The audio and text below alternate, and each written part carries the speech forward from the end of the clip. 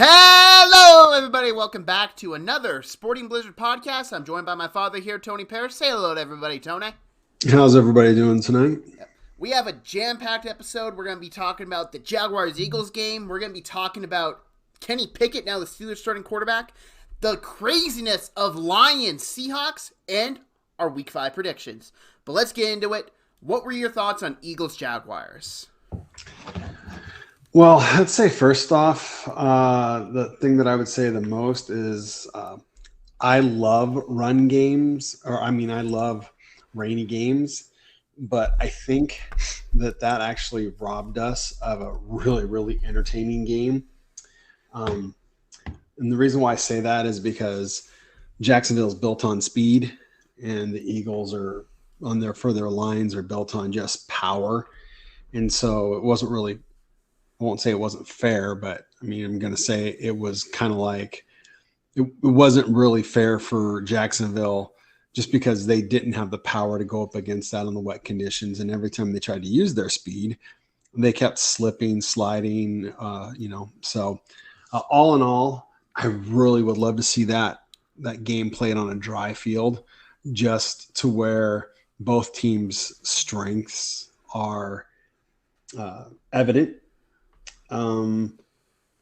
I really like the Eagles play calling. I think that giving Sanders the ball as much as they did was pretty impressive, and it opened up a lot. They did a really good job with not only the play action, but with the option run plays. They kept getting Jacksonville to bite on those, and so I thought they did a really good job.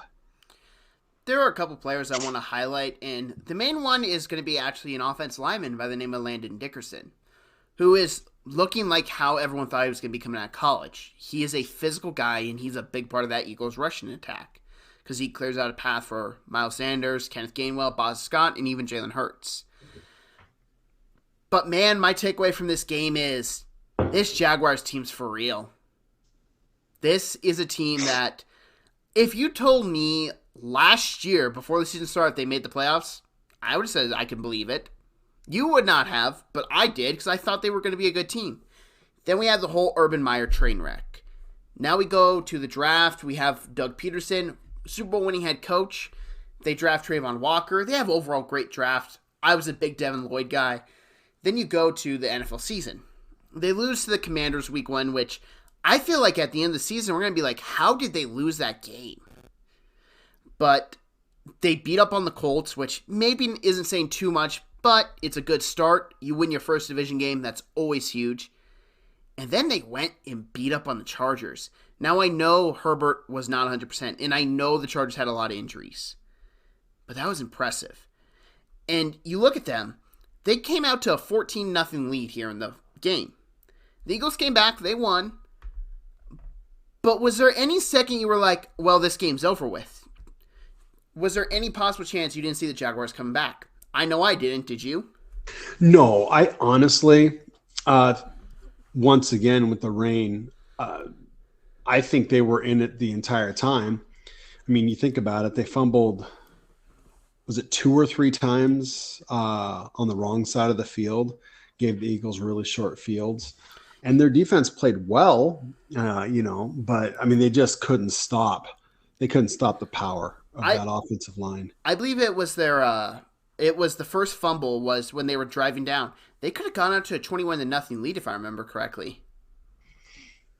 Might have been. I just know that he fumbled 4 times, and I'm pretty sure 3 of them were, on the Eagles side of the field. So, I think the Eagles had at one time where they had like 27 yards to go to make it to the end zone. One time was like 35 yards.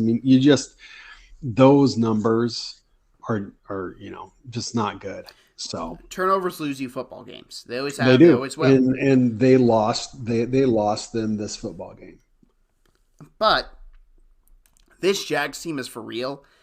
And how many teams have a better front seven in the NFL than Jacksonville Jaguars? I think that just depends upon what you're talking about. Conditions wise, right now, early on in the season, if you don't have a monsoon game in Chicago or a really, really rainy game in Philadelphia, I think that their speed is going to do a lot to teams. But the problem is later on when you're getting into the colder weather, and teams are kind of slowing things down a little bit, it might come back and bite them a little bit. But I mean, right now they're exciting to watch. There's no doubt about that. Which is a huge improvement from last year. Oh gosh, yeah. I honestly, even though you said that you had them picked for a playoff team last year, I just don't think they had enough talent. I mean, they put a huge influx of talent in this year as well.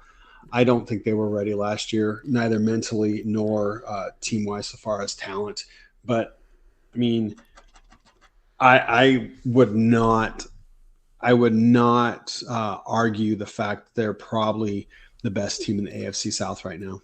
Do they have the best quarterback in that division? Oh, yeah. I say yes as well. And this is not a shot against Ryan Tannehill, who is serviceable, and Matt Ryan, who we're both huge fans of, but has not looked good this year. And I almost was blanking. I like Davis Mills. He hasn't done that much this year as well. Trevor Lawrence, this year looks like what everyone thought entering the draft was going to be. That there is a clear one, and then there's a gap between 2, 3, 4, 5 in that class. That's not a shot against Wilson, Fields, Lance, or Jones. But it was always the gap of Trevor is the guy. I remember during his freshman year at Alabama, not when he played Alabama, he never went to college at Alabama. But I remember after that game, and people were like, this dude would be the number 1 overall pick if he entered the draft.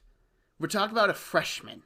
This is in the NBA. That is very rare that a freshman QB steps on the field and is the best player immediately. And he was. And last year was a rough year. They did not have good coaching. Everything from top to bottom was a mess last year. Doug Pearson's come in. He's given them stability, which is huge. And he has the talent. This O-line looks better than they did last year. And Christian Kirk, who I do still think got overpaid, looks really good. But let's not also forget, the Jaguars were missing one of Trevor Lawrence's best targets this year in Zay Jones, who was out. Trevor Lawrence has been getting Zay Jones targets, and he's been making a lot of big catches for them. So if you tell me this team plays healthy, 11-11, good conditions, I'm not surprised the Jaguars win. I'd probably take the Eagles now, but I would not be surprised the Jaguars beat them. I think it'd be a lot more interesting game. There'd be a completely different dynamic to the game. And here's the thing. The Eagles do have speed. Devonta Smith is fast. A.J. Brown, believe it or not, is a fast dude. He's just also a giant dude. Oh, I'm not saying that they don't have speed in their, in like their receivers and running backs and things like that. But when you're talking, their line are just beef eaters. I mean, those are just big dudes.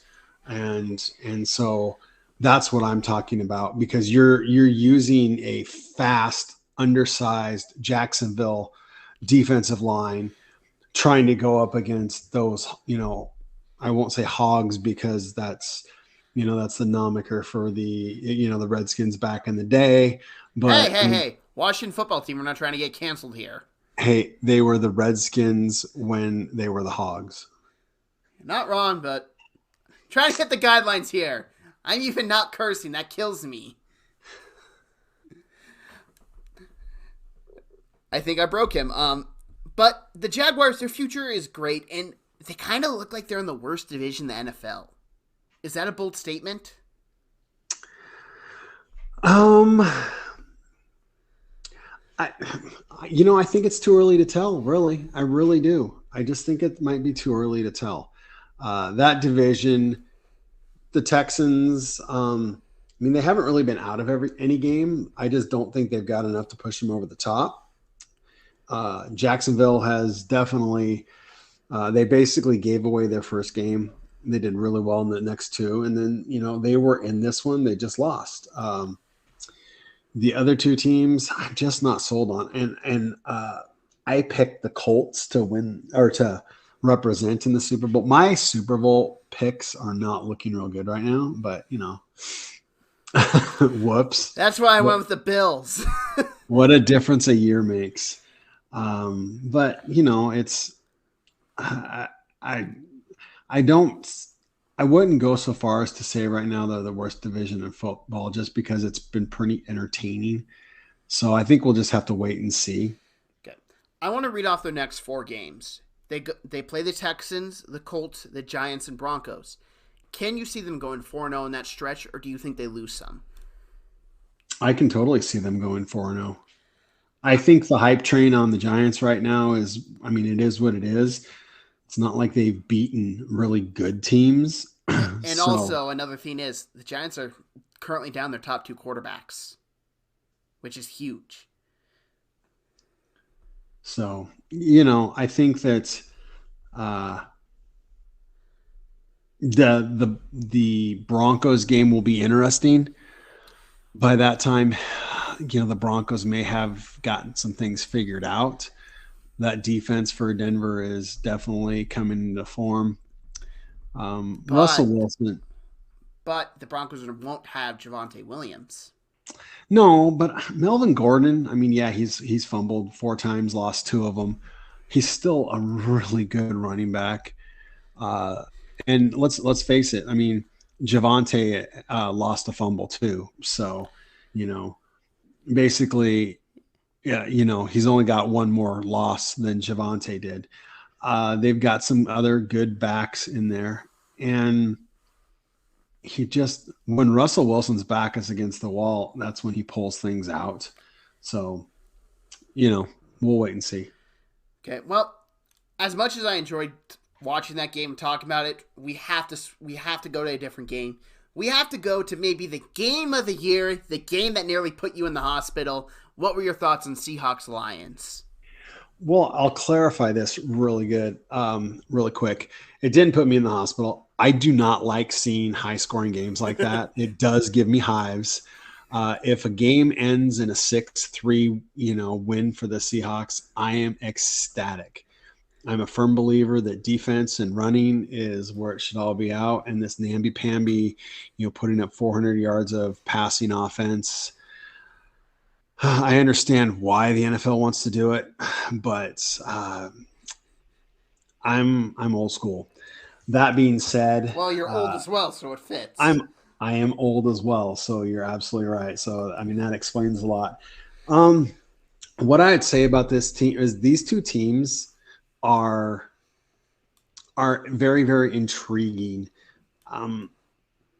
Everybody wants to be on the Lions bandwagon. They had Hard Knocks. Campbell he's a fun coach. You want to root for him. They've got some really, really cool players. Some of them didn't play in this game, but their defense was a little more suspect than, I knew they'd been putting up some yards, but they had not been giving up that many points. So I would have to say that Seattle did do a really good job of exploiting that and using some of the rotation fits against them. And Seattle's offense has been pretty good all year long. They haven't until this weekend scored in the 4th quarter, but they had been moving the ball and things. I think that they're finally getting into a rotation. Their offensive line actually did a really good job of blocking for the running game. That 3 tight end set I really, really like. So as of week 4, the way I look at it, Seattle definitely needs some defensive tackle help. They need a splash D end. I like Mafe. I really, really like Darrell Taylor, but he's not coming around the way he should. He basically just wants to rush the passer, and he doesn't want to play any other form of defense. He oftentimes finds himself way upfield, and the running play goes behind him. So he's got to either mature or he's going to be a rotational, speed rush package for 3rd down. They definitely need a interior linebacker, and they need a center and a guard. I'm really not fond of Gabe Jackson's play right now. I would ultimately like to see D. Lewis go back over to the right side and then bring in somebody else on the left side. I just D. Lewis was all pro when he played on the right side. They tried to switch him because of his abilities, and he's just for some reason not coming around. And they just want Seattle just wants to make it work. And I just think that, you know, instead of having two players playing out of position, why not make it to where you just have one position to worry about right now? But I'm not the head coach of the Seattle Seahawks.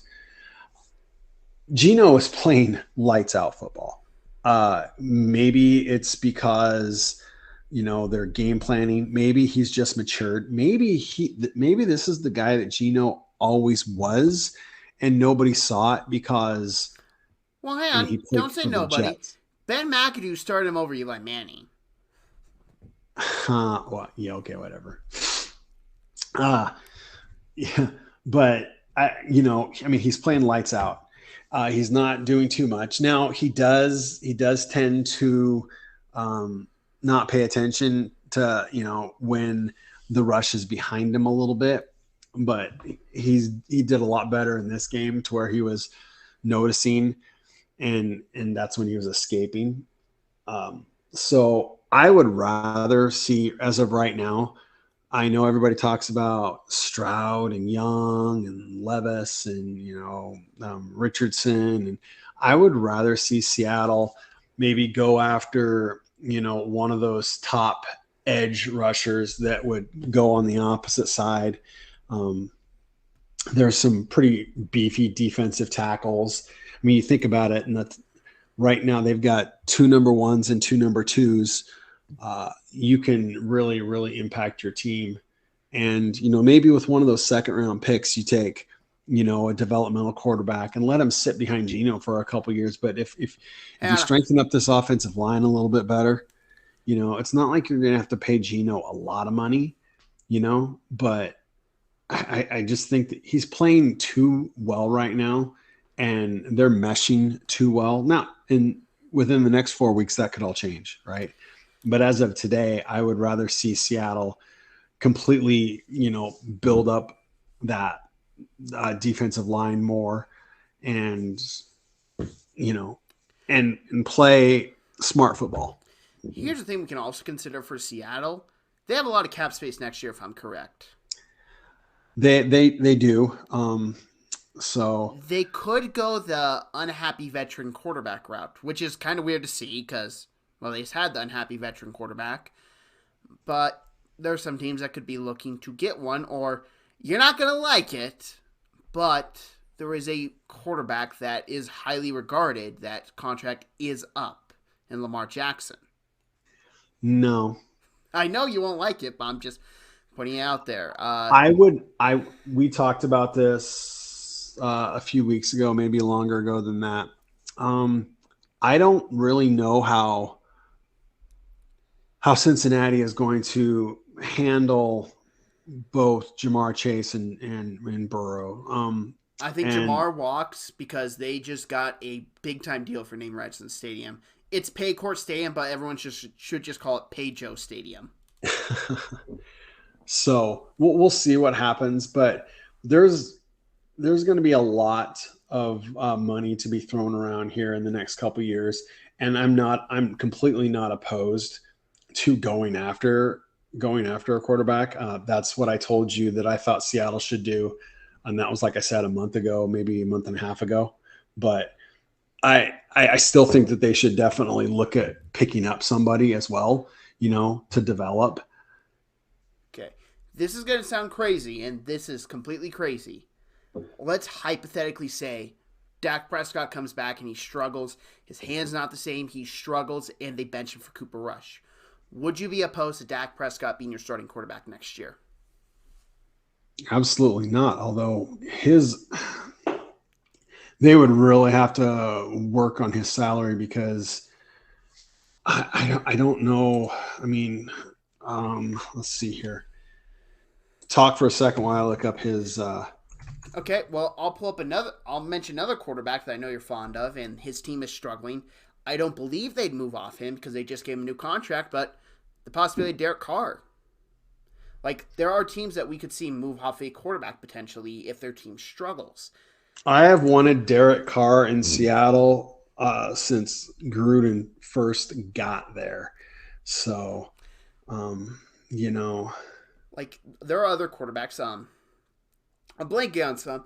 Baker Mayfield is possible, even though I don't think he is I would say a improvement over Geno as of this moment playing football. Baker? No. I was completely wrong. I'll be the first person to tout how wrong I was,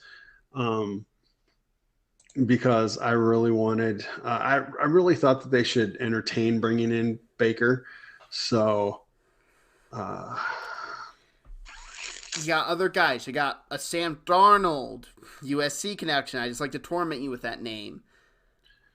Tua could be on the block, although that's a whole other discussion if he'll ever be able to play football again. Oh, he will. So Dak, pre-June, which is what you would have to do, that's $108 million. That ain't happening. That ain't happening. So, although Jerry is not known for making common sense, but after June 1, after June 1, it saves them $89 million. So, see, here's the thing though: we don't know who will be a disgruntled quarterback by the end of the year. It could be something completely different.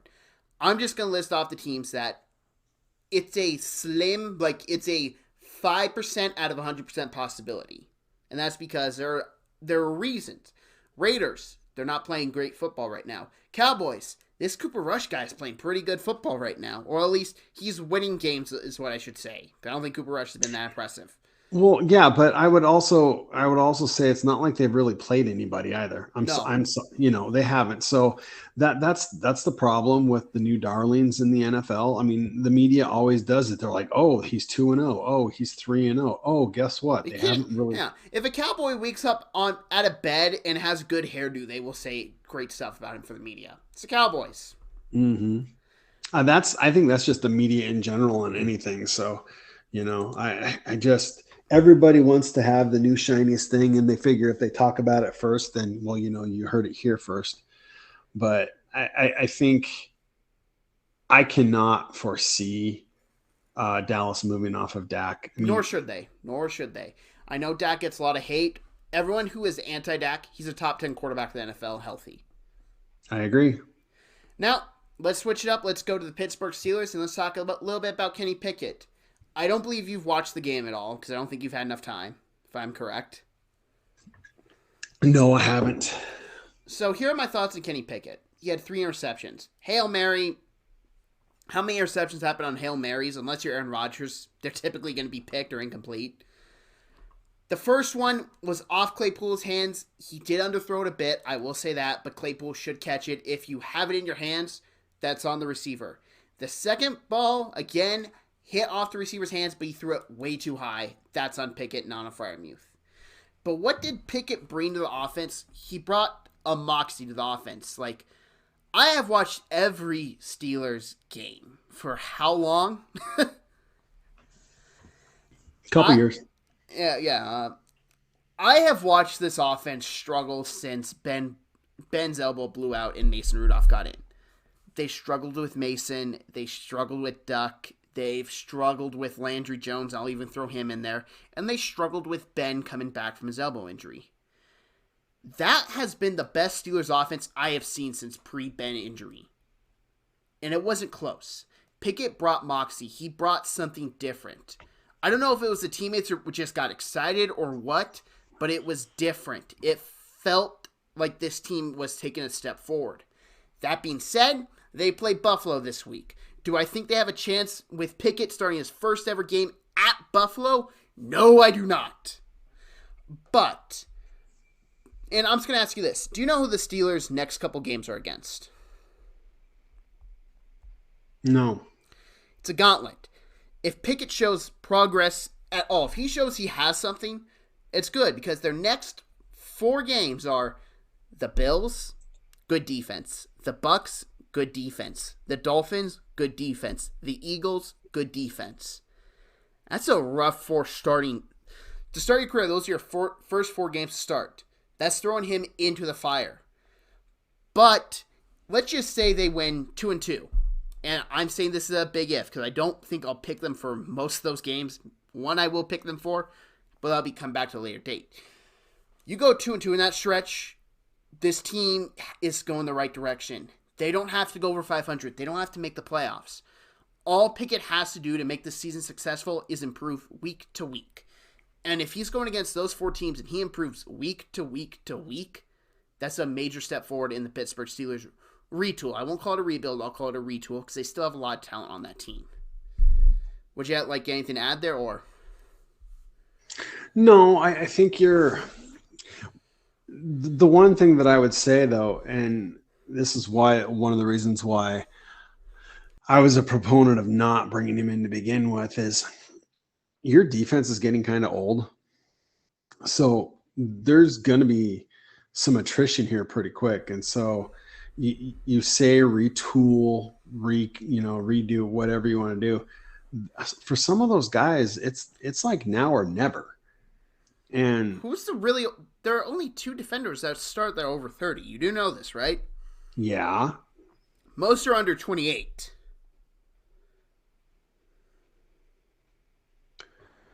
That's still getting kind of old. So, the way things are going now. I still think this is a retool, and I believe they'll be a better team next year. I don't know where they're going to pick. I don't know where they're going to finish. Mike Tomlin has made magic happen before. I can't say it would surprise me, but I'm not expecting it. But let's get into our picks, and oh boy, we got a barn burner on Thursday night. If you've seen the promos for this, I laugh every time. Because all I've heard from the promos is these 2 teams have offensive horsepower. The Colts and Broncos. In Denver, I think right now I'm going to take the Broncos just because their defense is playing well. That would be contingent on Russell Wilson starting. Yeah. I am taking the Broncos as well. Shaq Leonard's out with a concussion. He's already been ruled out. I don't like that for the Colts. The Colts have disappointed me so far in the season. I'm not getting disappointed by them again. And let's get this mercy killing out of the way. Steelers at Bills. 1, 2, 3, Bills. Bills. We don't have to talk much about that game. Up next, Giants versus Packers in London. And just so we know, the Packers and Giants actually play before the Steelers and Bills. Yes, it's just my NFL app has the Steelers and Bills number 1, and I'd forget about mention their game if I didn't bring it up first. Okay. Packers. Yes, Packers. I would take the Packers if Daniel Jones was healthy. This is not going to be pretty. Chargers at the Browns. Do we know anything about Myles Garrett yet? No, nothing's come out. And that pass rush did not look good without him. No, it didn't. I'm going to take the Chargers. I'd agree. It's hard for me to pick against Chargers because I think Herbert's back to healthy, and that's just not a team I want to pick against if Herbert's healthy. Up next, Texans at Jaguars. We spent a long time talking about the Jaguars. I think we both know what direction we're going with. Give us the Jaguars. Exactly. Now, Bears at the Vikings. I can see this game being closer than people think. I think the Bears have a good defense. I think Eberflus is a great defensive coach. That being said, Justin Fields has not done enough for me to think he can go into Minnesota and beat the Vikings. Give me the Vikings.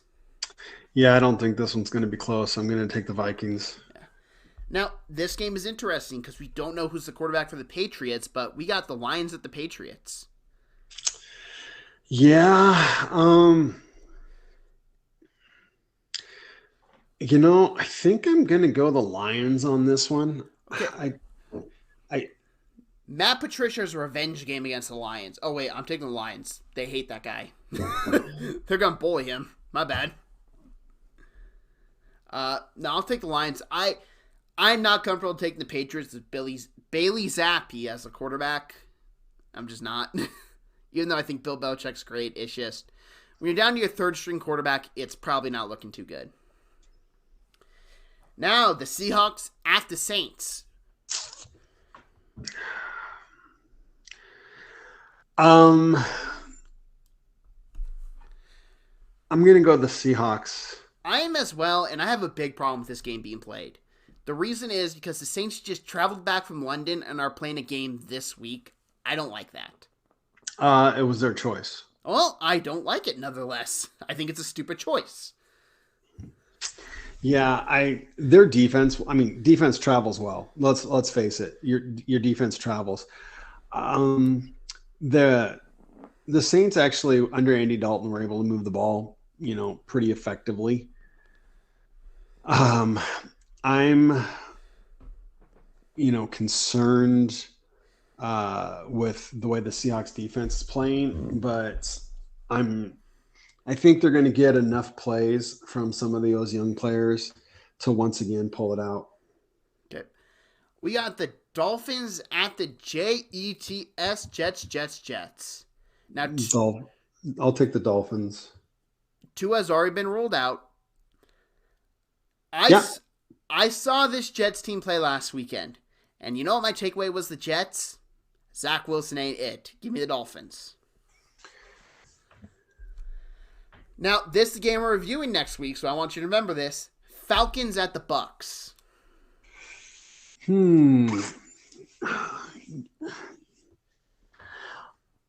Here's the thing.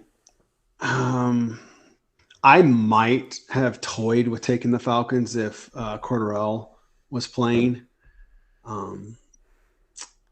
He is so dynamic, and I've always loved him as a player. But I just don't think they're going to have enough for a getting healthy Buccaneers offense. I mean, their offensive line is still not that great, but the Falcons' defensive line isn't that great either. So when you're going Brady versus Mariota, I'm just going to take Brady. See, and this is why I have to keep things interesting, because we're reviewing the game next week, so we have to go on opposite sides. Give me the Atlanta Falcons, even though I'm going to regret it. Because, do you know the last time Tom Brady lost 3 straight games was? No, I don't. Not it. Yeah, I don't know. 2002, I was still wearing diapers. You were wearing diapers last week, though, too. So, I don't know. Hey, stomach bugs mess you up. Joking. Titans at the Commanders. Yuck. Now, you should just be glad I'm not making you review this game. I'll take the Titans. I'll take a shot of whiskey. No? I don't like either team right now. I'm just going to take probably the biggest game wrecker, and that's Derrick Henry, so give me the Titans. This isn't doing well for your pick for that division, by the way. I have given up hope on them already. Okay. I gave up hope on them after I watched them week 2, and I was like, ugh, this ain't good. 49ers at the Panthers. Niners. Man, that's going to be a slaughter. Niners, and I'm calling it now, they get 2 defensive touchdowns. I have them in 2 fantasy leagues, so I'd be okay with that. Eagles at the Cardinals. Bold prediction. The Cardinals get steamrolled. Give me the Eagles. Oh, wait, that's not bold. Yeah, I was going to say that's not too bold. I'll take the Eagles as well. Okay. Cowboys at the Rams.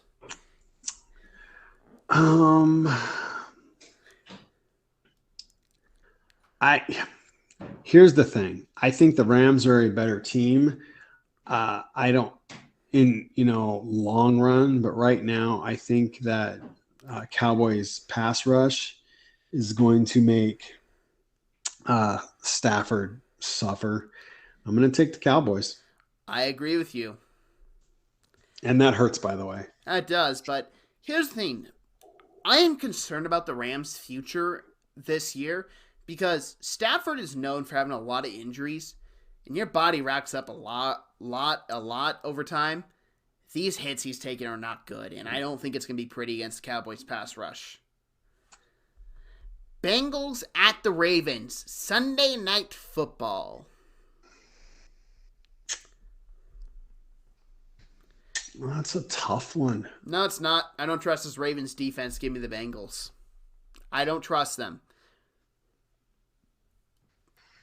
I'm gonna take the.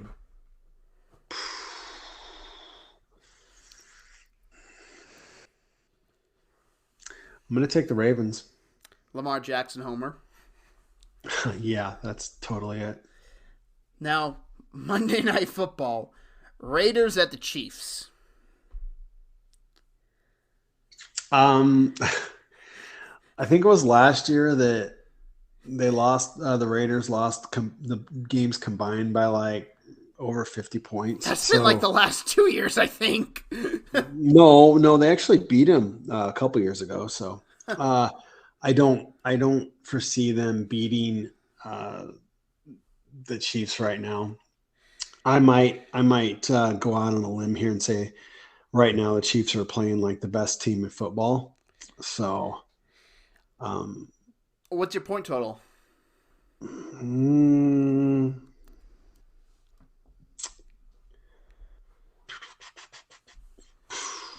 59. Oh, well, I'm taking the Chiefs, and I am going to be a massive dick, and I'm going to say 60. Well, there you go. And I think the Chiefs put up at least 40 plus of that.